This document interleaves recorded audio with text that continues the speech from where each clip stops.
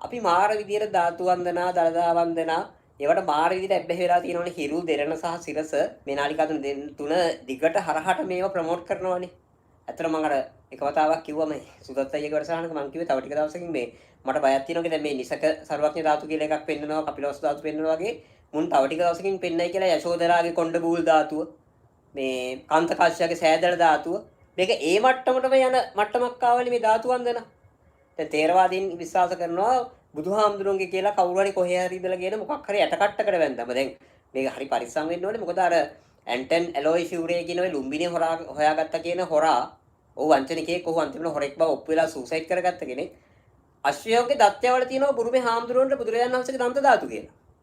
පව් අහිංසක මෝඩ බුරුම මිනිස්සු කී දහහක් ඇන්ටන් ඇලොයි යවපු අශ්වයාගේ දත්වල වඳින්නේ නැත්ත බුද්ධ ධාතු කියලා. දැන් ධාතු වලට මාර වටිනාකමක් තියෙනවනේ. කියන්නේ ගෞතම බුදුන් වහන්සේගේ මුළු ශරීරයටම වඩා ධාතු වල වටිනාකමක් තියෙනවා. දැන් වක්කලී සූත්‍රයේදී බුදුරජාණන් වහන්සේ වක්කලීට කියන්නේ වක්කලී මගේ මේ කුණුකය දිහා බලන් ඉන්න එපා කියලා. බුදුහාමුදුරුවෝම කිව්වා නම් ඉමිනා පූතිකායන වක්කලී. වක්කලී මගේ මේ කුණු ශරීරය දිහා බලන් ඉඳලා වැඩක් නැහැ. ඔබ ධර්මයේ දිහා බලන්න ධර්මයේ තුලින් මාව දකින්න පුළුවන් කියලා. බුදුහාමුදුරුවෝම කිව්වා නම් තමන්ගේ කය කුණු ශරීරයක් කියලා. ඒ බුදුහාමුදුරුවෝගේ ශරීරයේ තිබුණු දන්ත ධාතුව කොහොමද ශ්‍රී දළදා වහන්සේ වෙන්නේ? ඒ ශරීරයේ තිබෙච්ච අස්ති කොහොමද මේ පූජනීය පවිත්‍ර ධාතුන් වහන්සේලා වෙන්නේ? මොකද තමන්ගේ ශරීරය කුණු ශරීරයක් කිව්ව බුදුහාමුදුරුවෝම. ඒත් අපි මේ කියන්නේ බුදුහාමුදුරුවෝ බොරු කිව්වේ උන්වහන්සේගේ ශරීරය එහෙම කුණු ශරීරයක් නෙමෙයි. උන්වහන්සේගේ ශරීරය මාර ශ්‍රී ශරීරයක් කියලා අපි කියනවා. මම මේ කියන්නේ තේරවාදීන්ට. මහායානේ අපේ බුදුරජාණන් වහන්සේ කියන විශ්වාසය වෙන එකක්. ඒක අපි පස්සේ කතා කරමු. නමුත් තේරවාදයේ හැටියට බුදුරජාණන් වහන්සේ උන්වහන්සේගේ ශරීරය හඳුන්වන්නේ කුණු ශරීරයක් කියලා. වන්දනා කරන්න නෙමෙයි. බලන් හිටියත් වැඩක් නැහැ කියලා කියන මට්ටමේ කියන්නේ. හැබැයි ඒක අමතක කරලා ධාතු වන්දනා කරනවා. මොකද්ද මහායානේ ධාතු වන්දනාව ගැන කියන්නේ? අෂ්ට සහස්ත්‍රිකා ප්‍රඥාපාරමිතා සූත්‍රයේ දෙවනි පරිච්ඡේදයේ බුදුරජාණන් වහන්සේ අහනවා සක්‍රයගෙන් ඔබට මම එකාතකට දෙනවා මේ ජම්බුද්දීපය තරම් විශාල ප්‍රමාණයක් සර්වඥ ධාතු. අනිත් අතට ඔබට මම දෙනවා මේ සම්මා සම්බුද්ධත්වයට අදාළ වෙන අෂ්ට සහස්ත්‍රිකා ප්‍රඥාපාරමිතා සූත්‍රයේ ලියපු පොතක්. ඒ කියන්නේ එකාතකට දෙනවා සර්වඥ ධාතු මේ නිකම් මේ දැන් මේ අපි වඳින වගේ නිකම් චූටි අබ ඇටයක මුං ඇටයක වගේ මේ ධාතු එක අස්තියගේ ධාතු නෙවෙයි. මුළු මහත් ජම්බුද්දීපයක් තරම් සර්වඥ ධාතු පුරවලා. ඒ කියන්නේ ලක්ෂ කෝටි ගණන් බුදුරන්ගේ ධාතු පුරවලා ජම්බුද්දීපය තරම් විශාල ප්‍රමාණයක් ධාතු පුරවලා දෙනවා ඔබට එකාතකට. අනිත් අතට දෙනවා පොත ධර්ම ග්‍රන්ථය. අෂ්ටසහස්ත්‍රිකා ප්‍රඥාපාරමිතා සූත්‍රය. මොකද්ද තෝරගන්න කියලා අහනවා. සක්‍රයා කියනවා ස්වාමීනි මම තථාගත වරුන්ගේ ශරීරයේ ධර්ම සර්වඥ ධාතුන්ට ගරු කරනවා. මම ගැන කිසි ප්‍රශ්නයක් නැහැ. හැබැයි ස්වාමීනි ජම්බුද්දීපයක් තරම් විශාල ධාතු වලට වන්දනා කරා කියලා මට මගේ සසර විමුක්තිය ලැබෙන්නේ නැහැ. බුද්ධත්වය ලැබෙන්නේ නැහැ. නිර්වාණය ලැබෙන්නේ නැහැ. ඒ නිසා ස්වාමීනි මම ඊටාම ගෞරවයෙන් අර මගේ එකාතකට දෙනවා කිව්ව ධාතු ජම්බුද්දීපයක් තරම් වල සර්වඥ ධාතු මම ප්‍රතික්ෂේප කරලා ඊටාම ගෞරවයෙන් ඔබ වහන්සේ මගේ අනිත් අතට දෙන ධර්ම ග්‍රන්ථය මම බාර ගන්නවා. මොකද මේ ධර්ම ග්‍රන්ථය ඒ ධර්මය මට බුද්ධත්වයේ පත්වීම පිණිස නිවන පිණිස විමුක්තිය පිණිස හේතු වෙනවා. ජම්බුද්දීපේ තරම් සර්වඥ ධාතු පුරවලා දුන්නම ඒක එපා කියලා නිර්වාණයට හේතු වෙන ධර්ම ග්‍රන්ථය ගන්න එක හොඳයි කියලා කියන මහායානය ගැන මොන හරකටද කියන්නකො පුද පූජා වලට මහායානය මේ මඟ පෙන්වනවා කියලා කියන්න පුළුවන්. කාටද එහෙම කියන්න පුළුවන්? දැන් මේවා එකක්වත් කියවපු නැති ලංකාවේ ඉන්න මෝඩ බෞද්ධයෝ තමයි මේ මහායානය සම්බන්ධයෙන් මේ ගොන් කතා මේ චෝදනා කරන්නේ. මමත් මේ මෝඩ බෞද්ධයෝ අතර ඒ නූගත් ගොබ්බ බෞද්ධයෝ අතර හිටපු කෙනෙක්. මොකද එහෙම සංස්කෘතියක තමයි අපි වැඩුණේ. අපි නිර්මාණය වුණේ. ඒතකොට මහායානයේ වන්දනා පූජා නැද්ද? තියෙනවා.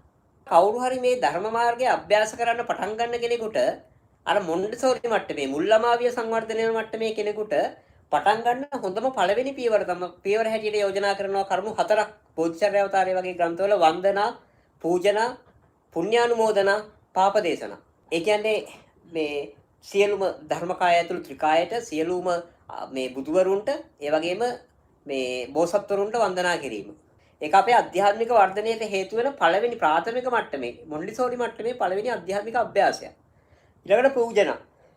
පූජනාවලදී ශාන්ති දේවපාද හඳුරෝ බෝධිචර්ය අවතාරයේදී යෝජනා කරනවා මේ ලක්ෂ ගණන් සල්ලි වියදම් කළ එළිය මල් පූජා, පළතුරු පූජා, කෙලවරක් නැතුව කරනවට වඩා ඔබට පුළුවන් මෙන්ටල් විසුවලයිසේෂන් එකක් හැටියට ඔබේ මනසින් බුදුරුවක් නිර්මාණය කරලා බුදුරජාණන් වහන්සේගේ රූපයක් නිර්මාණය කරලා ඔබේ මනසින්ම අර පූජා ද්‍රව්‍ය විසුවලයිස් කරලා පරිකල්පනය කරලා චිත්‍ර රූපණය කරලා ඒව බුදුහාමුදුරන්ට පූජා කරන්න. ඒතකොට ශාන්ති දේවපාද හඳුරෝ කියනවා කියන්න කියලා ස්වාමීනි භාග්‍යවතුන් වහන්සේ මට සල්ලි නැහැ මේ මුතුමැණික් වගේ ඇත්ත භෞතික වස්තු පූජා කරන්න. මම දුප්පත් අහිංසකෙක්. ඒ නිසා මට පුළුවන් මට්ටමේ මම ඔබ වහන්සේට මම මනෝමයෙන් පූජාවක් කරනවා. මම මනෝමයෙන් මේ වටිනා ද්‍රව්‍ය මල් සුවඳ දුම් පහන් ඇත්තටපත්තු කරලා නෙමෙයි මනෝමයෙන් මම විසුවලයිස් කරලා පූජා කරනවා. දැන් මේක කියන්න එපා මේ අපි නම් ඔය වගේ ඒවා කරන්නේ නැහැ. ඕක ගොන් වැඩක් වැඩ නැති එකක් කියලා ඕක මේක තේරවාදෙත් තියෙනවා. තේරවාදයේ අපදාන පාළියේ මේ ලෝක විජය සූත්‍රය බලන්න. අපදාන පාළියේ ලෝක විජය සූත්‍රයේ තියෙනවා මේ අපේ මහා බෝසත්වෝ සක්විති රජෙක් වෙලා දස දිසාවේ වැඩ ඉන්න සියලුම බුදුවරු මනසින් ප්‍රතිනිර්මාණය කරලා මනෝමය මන්දිරයක් හදලා මහා මනෝමය පූජාවක් කරා කියන. ඒතර ඒක ඇත්තටම සල්ලි යන්නේ. අනිත් එක තමයි මහායානය කියන්නේ ඇත්තටම ලෝකයාට සේවය කිරීම තමයි සැබෑ බුද්ධ පූජාව කියන්නේ.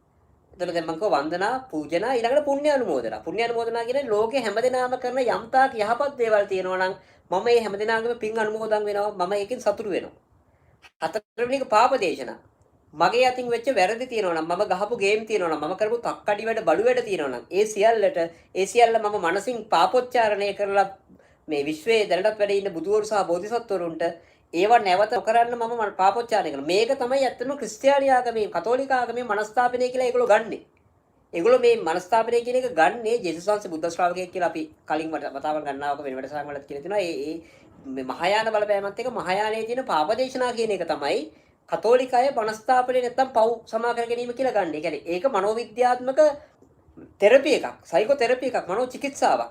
මගේ දිගටම මම මොකක් හරි පවක් වරදක් කරලා තියෙනවා නම් මගේ ගිල්ටි ෆීලිං එකේද මගේ හෘද සාක්ෂියෙන් අනවරතයෙන් මට ඇති වෙන මානසික පීඩාව සමනය කරගන්න තියෙන අභ්‍යාසය. ඒතර මේ වන්දනා, පූජනා, පුණ්‍යානුමෝදනා, පාපදේශනා වගේ මහායානි තියෙන්නේ මේ මූලික සංකල්ප තියෙන්නේ මේ බෝධිසත්ව මාර්ගයට එන ප්‍රාථමිකම අයට අර මං කිය මුල්ලමාවිය සංවර්ධන මධ්‍යස්ථ කාලේදී අපි ගෙවල් හදන්නේ වැඩි සෙල්ලම්පත් යන්නේ වැඩි වලින් සෙල්ලම් කරන්නේ. ඒ ඔක්කොම හැබැයි අපේ අනාගත මේ ස්නායු වර්ධනයට, බුද්ධි වර්ධනයට හේතු වෙනවනේ.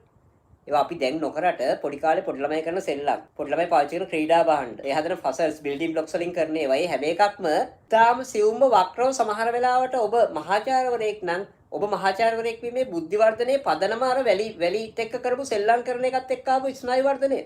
මේක සිතාම සියුම් හේතුවක්. ඒ වගේ කවුරු හරි අනාගතේ සම්මා සම්බුද්ධත්වයට පත් වෙන ඉතාම සියුම් මූලික හේතු වෙනවා ප්‍රාථමික අවධියේදී අර මුල්ම කාලේ මේ වන්දනා, පූජනා, පුණ්‍යානුමෝදනා, පාපදේශනා වගේ ඒවා කරන එක. අපි ඒ වගේ ඉස්සරහට ගැඹුරින් කතා කරනවා.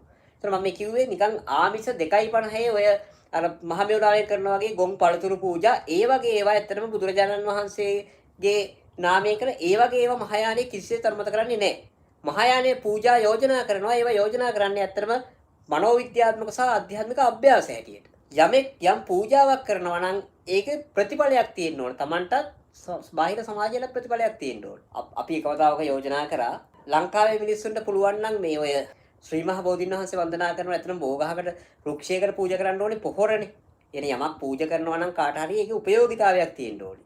එතකොට ශ්‍රී මහ බෝධියට කාට පුළුවන් නම් ඇත්තටම බෞද්ධ සංවිධානයකට, විශාල බෞද්ධ සංවිධානයකට එකතු වෙලා පූජා කරන්න TSP මේ සුපර් ෆොස්ෆේට්, ඊට පස්සේ ඔය පොටෑසියම් සහ මේ යූරියා මේ ප්‍රධාන පොහොර වර්ග. ඔබ හිතන්නකෝ එක්කෙනෙක් කිලෝ එකේ පැකට් එක ගානේ ලක්ෂයක් පූජා කරොත් අර රජරට ගොවියන්ට ඒ පොහොර බෙදා දෙන්න පුළුවන්.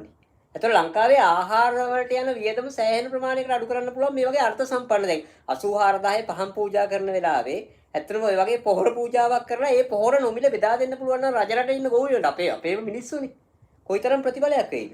ඊළඟට ඇත්තටම ලංකාවේ ඉන්න ධනවත් කාන්තා ලංකාවේ ඔය සජිත් විහිළුවට ලක් වුණානේ අර මේ සනීපාරක්ෂක තුවා කතාව කියලා. ඒක පස්සේ ඇත්තටම වර්තමාන ආණ්ඩුවත් පිළිගත්තනේ දරිද්‍රතාවයෙන් පෙළෙන සියලුම පාසල් ශිෂ්‍යයන්ට මේ සනීපාරක්ෂක තුවා දෙන්න ඕනේ කියලා. ඒක ඇත්තටම පීරියඩ් පවර්ටි කියන එක, ආර්ථව දරිද්‍රතාවය කියන එක ලංකාවේ ඇතුළට ගියොත්, වතුකරයට ගියොත්, නැත්තම් ඔය ගම්මාන මට්ටමට ගියොත් තියෙන විශාල ඇත්ත ප්‍රශ්නයක්. ඒතර ලංකාවේ බෞද්ධ කාන්තා සංඝ ගම් පන්සල් වල තියෙන කුලගණ සමිති වලට පුළුවන් නම් ඇත්තරම ඔය යශෝදරා මහා ප්‍රජාපති වගේ මහා තෙරණිවරු වෙනුවෙන් සනීපාරක්ෂක තුවා පූජාවක් කරලා පරිස්කාර පූජාවක් හැටියට ඒ සනීපාරක්ෂක තුවා බෙදන්න දුප්පත් ගම්මාන වල ඉන්න ගෑනු ළමයින්ට කොයිතරම් සේවයක් කොයිතරම් ප්‍රයෝජනයක් වෙයිද. අපි යෝජනා කරන්නේ පූජා ප්‍රතික්ෂේප කරන්න නෙවෙයි. අදිමාත්‍ර කරන ගොන් පූජා වෙනුවට සමාජයටත් බොහෝ දෙනාටත් යහපතක් වෙන අර්ථාන්විත පූජා කරන්න. පූජාවට අර්ථයක් එකතු කරන්න. තමන්ගේ ජීවිතයම, තමන්ගේ හැකියාව, තමන්ගේ ශරීරය පරාර්ථය පිණිස පූජා කරන්න. ජගත් මේ ලෝකයාට සේවය කිරීමමයි බුද්ධ පූජාව. ඒකම තමයි තේරවාදෙත් කියන්නේ යෝගිලාණං උපට්ඨේය සෝමං උපට්ඨේය යමෙක් ගිලනුන් උපස්ථාන කරයිද ඔහු මට උපස්ථාන කළේවි. හැබැයි කවුද රුවන්වැලිසෑයට පිළිකා රෝගීන්ට අත්‍යවශ්‍ය වෙන මේ බෙහෙත් ටිකක් ගෙනහිල්ලා පූජා කරලා ඒ ටික පිළිකා රෝහලට බෙදන්න හිතන්නේ. ට්‍රැක්ටර් එකමාරකට වැඩිය මේ දවසකට නිර්පරාධ කෑම පූජා කරනවා රුවන්වැලිසෑයට. ඒ මුදල් එකතු කරලා ඇත්තටම පුළුවන් නම් පිළිකා සමහර පිළිකා රෝගීන්ට ඔය තැලිසීමියා වගේ ලියුකේමියා වගේ රෝග වලින් පෙන්න අහිංසක දුප්පත් ළමයි ඉන්නවා. ඇත්තටම බෙහෙත් ගන්න සමහර බෙහෙත් පිටින් ගන්න ඕනේ. හැබැයි බෙහෙත් ගන්න සල්ලි නැහැ. ඒ අය වෙනුවෙන් පුළුවන් නම් ওই බෞද්ධ සංවිධාන වලට රුවන්වැලිසෑය වගේ එකකට ඒ වගේ අර්ථාන්විත පූජාවක් කරලා අර වගේ එකක් බෙදා හරින්න.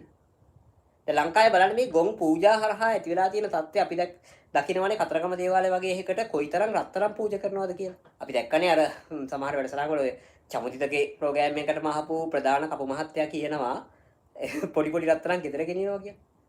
අපි හිතමු කාට හරි ඕනේ පවුමක රත්තරන් මාලයක් පූජා කරන්න කියලා කතරගම දෙවියන්ට.